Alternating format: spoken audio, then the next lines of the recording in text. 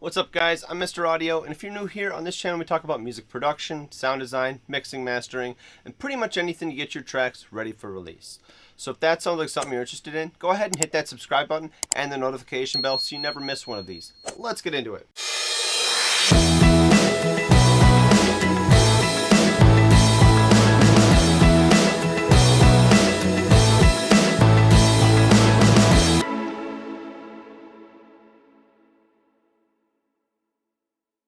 Alright, so if you've been watching my channel for a little bit, you'll know that I like to make effect racks for Ableton users, and eventually this will translate into plugins for everybody. I tried copying a lot of other plugins, and Izotope is just such an easy target because they make such innovative plugins such as Neoverb that I decided I was going to try to copy it. Now, while I don't have an XYZ matrix to blend between 3 different reverbs, I do, however, have an XY matrix, a macro control knob that goes up and down, and as many parallel chains as I want. So maybe we can make an XYZ matrix. Alright, so this is called Space Station. Alright, now it looks big because it is. Alright, now if we compare this to Izotope's Neoverb, you'll see that there is 100% wet and dry, and you can bring the level up and down. You got your pre-EQ and your post-EQ.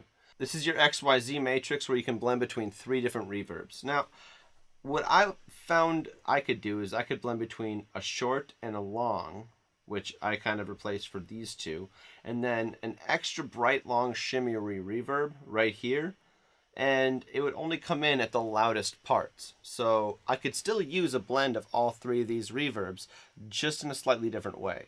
Now, what Izotope doesn't have, they do have modulation, you know, and I guess you can modulate it a little bit. There's just not any saturation that I see here.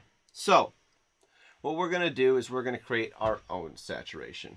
So let's look at the Space Station here. Alright, so you have a wet and dry parallel track. Now, this is only so that you can place it on any vocal track or an instrument track and use it as a reverb on that channel. You can also use this as an insert on a return track or an auxiliary track, as known in some other DAWs. Now, in order to do that, you'll have to turn the dry all the way to 0. It's just the reverb. So let's bring the dry signal back in. So this is a 50-50 blend of the reverbs. Now, I got my own settings the way I like them for this particular vocal stack, but what I really want to show you here is the controls. So this is your gated shimmer. This is the volume to your gated shimmering reverb. Now, why is it gated? Well, it only opens up at the loudest points. How do you get it to do that? Well, it doesn't automatically sense it. That's why this gate is here. You have to set it. So if you can let's just turn this down all the way and just play it. Okay, so as you can see, as the audio passes through here, we're just opening the gate at the very loudest points of this audio performance. Now, what that's doing is it's releasing the gated, long, shimmery reverb at the loudest point, and it's kind of blending with the other 2 reverbs that are already in a sort of blend themselves. Now, this short, long control controls the amount of long reverb versus the amount of short reverb. The more you turn it up, the more long you'll get. The more you have it towards 0, the more short your reverb tail will be. Now, obviously, I gave you a high-pass and low-pass filter controls. And you also have ducking, which I'm going to show you how to do. You kind of have to set this up. You have to go into the sidechain settings of the space ducking compressor and find the track that you want it to duck out of the way of. So now that I've got that selected, you can set your ducking control. As you can see, it's working just fine. So as you can see, the gate works great. The ducking control works good. Let's just see the ducking control in action. We're going to mute the dry.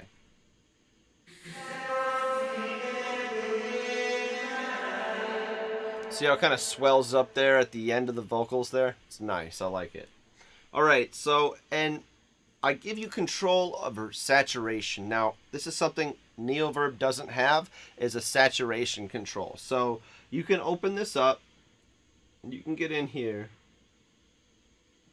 and you can actually change what kind of saturation type you're using. Now, I set it to analog clip for all of these just to add that extra oomph. You can be more drastic with this and get a much more intense curve, and make the saturation more apparent. It'll also make the reverb swell up a bit more. The ducking will be more apparent. Everything about this will be more apparent the more you saturate it. All right, so that's pretty much the controls, all right? I gave you an extra gain control here, and let's just see how it sounds on and off, all right? Since I had these settings and I dialed it in just right. All right, now let's listen to it. 'Cause I don't sleep that great at night. Without. Let's do without and then with.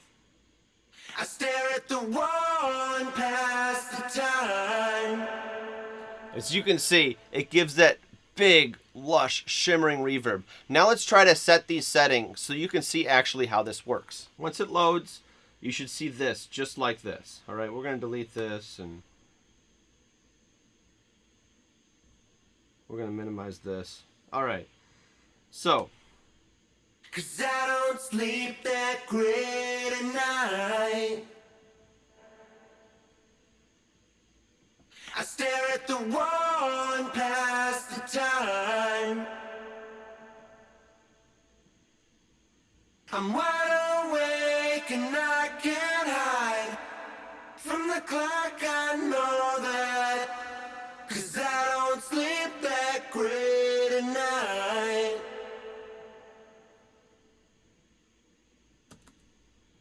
Cause I don't sleep that great at night. I stare at the wall and pass the time. Wow. See how easy it is to control when you have so much less to control? You got these 10 controls here pretty much, and the other things are just visual. Well, that's the video, guys. If you like this effect rack and you want to check it out, link is in the description. Thanks for watching. I'll see you in the next one. Mr. Audio, out.